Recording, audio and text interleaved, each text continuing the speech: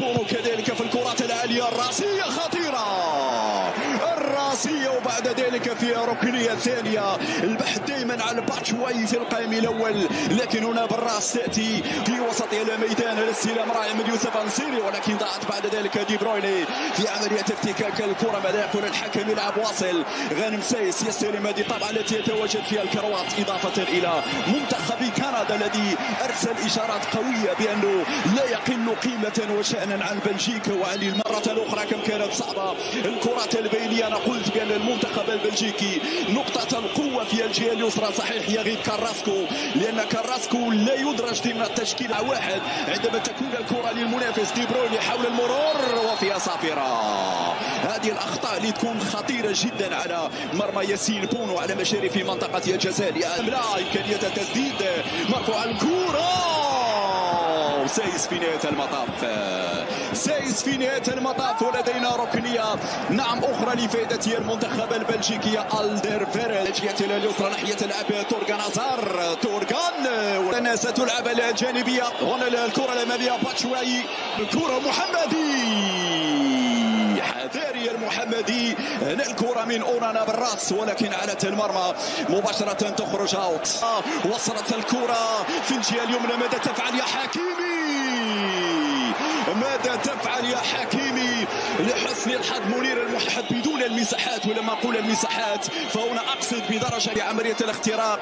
وصلت من جديد في إمكانية تسديدة، التسديدة الأولى يا زياش، الومضة الأولى يا زياش، اليسرى الأولى يا زياش، ولكن أعلت مرمى. هنا تيبو كورتوا يعاد مجددا. لك سوابق يا زياش، عندك ذكريات جميلة وأهدافك أمام تيبو كورتوا. بعيد على الانصيري، بعيد على الانصيري. كورتوا اضغط يا كورتوا، يا كورتوا، يا كورتوا، يا كورتوا. انصيري كان ممكن يخطف هذه الكرة بالراس. غير مسيس المرابط يوقف الكرة. حذر يا مرابط، خلفك اللاعب غير المحمدي بعد المباراة الأولى لياسين بونو في خطأ، وبالتالي ضربة حرة لفائدة المنتخب المغربي. على ماذا تحتاج يا منية الميدان؟ ولاحظ معي الصورة دائما تتكرر، الأربعة على الطرف الأيمن. حكيمي في عملية الصعود يلعب في ظل المدافع في وضعية تسلل. يقول الحكم أول حالة تسلل تسجل على المنتخب المغربي. حكيم سر ومرفوع الكرة وبالراس وخطيرة. ممتاز هذه الهجمة. بوفال في الكنترول، وبوفال في المراوغة، وبوفال في التحضير على سيرفع الكرة داخل منطقة الجزاء. نعم كرة مرفوعة ممتازة. موري كاستانيي وكرة في وسط الميدان. برافو برافو برافو برافو برافو. هنا التدخل كان سليم. هنا التدخل كان سليم. في لحظة باتشواي رجعت مرة أخرى مغربية. أولاحي وفي خطأ يقول الحكم في مخالفة لفائدة المنتخب البلجيكي. مشاهدينا الكرام، دي برويني مرر الكرة لمونير المحمدي في متابعة هذه الكرة. نعم شوف هنا الفراغ الذي ترك في الجهة اليمنى. تناديك يا زياش، الشباك تناديك يا زياش.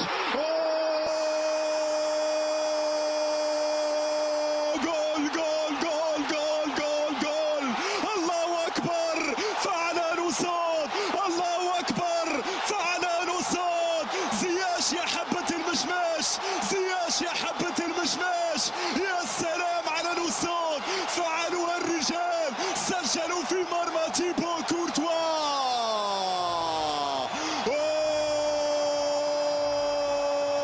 يذهب إلى الفار. نعم بالأمس القريب ظلمنا الفار، في مونديال روسيا ظلمنا الفار، ولكن هنا الحكم المكسيكي. مشاهدينا الكرام،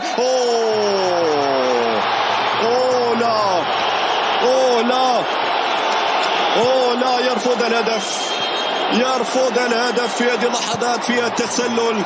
الحكم يرفض الهدف في هذه اللحظات. شكرا جواد. حكيم زياش غير محظوظ، سجل هدفا مباشرة من الضربة الحرة وغلط فيها الحارس كورتوا.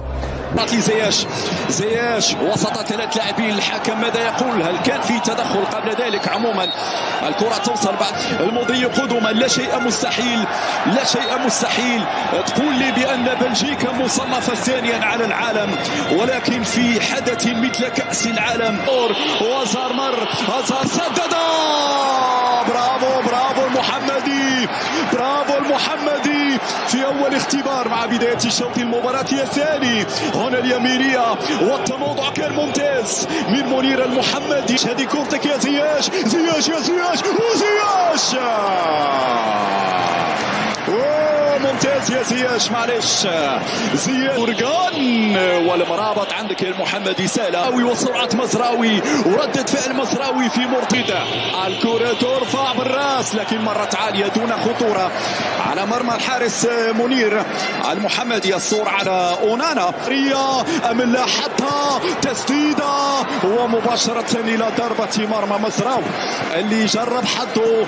مزراوي جرب حظه، احلى كرة يقدم على نادي تشيلسي، لكن شوف الروح اللي موجودة وشوف اللياقة البدنية العالية. زياش اليوم كأنه نعم يقول لك أنا أنسي. من يتابع خطيرة ينصري مرة أخرى. التموضع لم يكن جيد، التموضع لم يكن. يبحث عن المرور مع إيدين، يبحث عن المرور. يا المحمدي، يا المحمدي برافو. امام المنظر الجميل في المدرجات. تغييرات الان، يحيى عطية الله والصابري، نعم الصابري في الوسط، يحيى عطية الله على الجهة اليسرى. اتوقع المزراوي الان يخرج، يدخل يحيى عطية الله. الكرة طلع الكرة ما يمرش ما يسددش. المحمدي والصافرة تأتي من المكسيكي. هذه الصورة كرة باتشوياي. بوفال يخرج يعني اوكي يعني التغييرات. المدرب وليد عنده رؤيته وعنده قراءته. ضربة حرة جانبية، 6 لاعبين مغاربة.